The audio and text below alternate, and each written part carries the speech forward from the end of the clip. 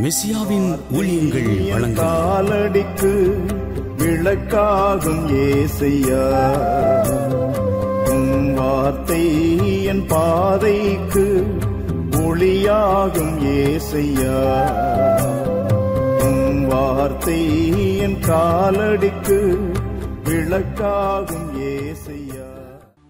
தந்தை, மகன், தூய ஆவியின் பெயரால் ஆமென். எங்கள் அன்பான கடவுளே, உம்மை போற்றி புகழுகிறோம், தாழ்மையோடு ஆராதிக்கிறோம், உமக்கு நன்றி கூறுகிறோம். எங்கள் உயிருள்ள தகப்பனே, என்றும் எங்களை அன்போடு பராமரிக்கிறவரே, இன்று இந்த நாளிலே ஆண்டவரே எங்களுக்கு ஒரு குறிப்பிட்ட விழிப்புணர்வை தருகிறீர்.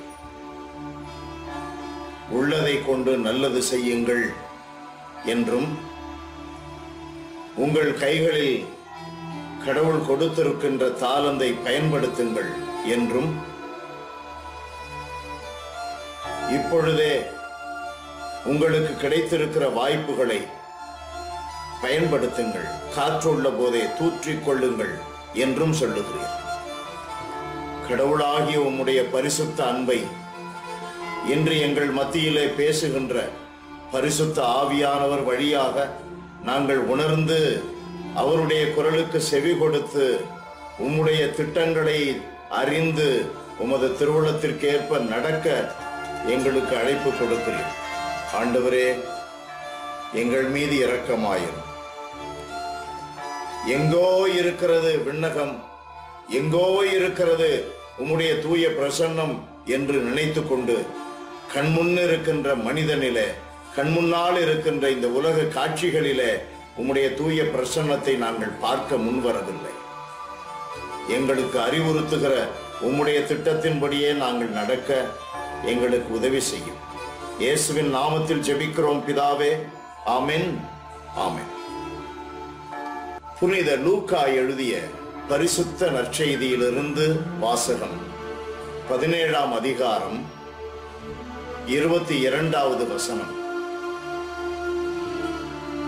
இயேசு சீடர்களை நோக்கி கூறியது, ஒரு காலம் வரும், அப்பொழுது மானிட மகனுடைய நாள்களில் ஒன்றையாவது காண நீங்கள் ஆவலாயிருப்பீர்கள், ஆனால் காண மாட்டீர்கள். இது வாழ்வுதரும் கிறிஸ்துவின் நற்செய்தி. கிறிஸ்துவே உமக்கு புகழ். இயேசுவின் இணையற்ற பெயரில் எனக்கு மிகவும் பிரியமானவர்களே, உங்களுக்கு என்னுடைய அன்பான வணக்கம், வாழ்த்துக்கள். அன்பிற்குரியவர்களே, எசாயா புத்தகத்திலே 55வது அதிகாரம் 8வது வசனத்தில் வாசிக்கிறோம், ஆண்டவரை காண்பதற்கு வாய்ப்புள்ள போதே அவரை தேடுங்கள், அவர் அண்மையில் இருக்கும் போதே அவரை நோக்கி மன்றாடும். அன்பிற்குரியவர்களே, நாம் தேடுகின்ற கடவுள் எங்கேயோ மறைந்திருப்பதில்லை. அவருடைய திட்டங்களை எந்த ஞானியிடமோ கேட்டு தெரிந்து கொள்ள தேவையில்லை.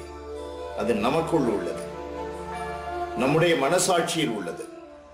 கடவுளுடைய திட்டம் கடவுளுடைய வார்த்தையிலே உள்ளது. இயேசு நம்மோடு இருக்கிறார். நம் முன்னால் இருக்கிற அயலானில் அந்த கடவுளை காண முடியும். நம் முன்னால் நாம் காணுகின்ற காட்சிகளிலே அந்த கடவுளை காண முடியும்.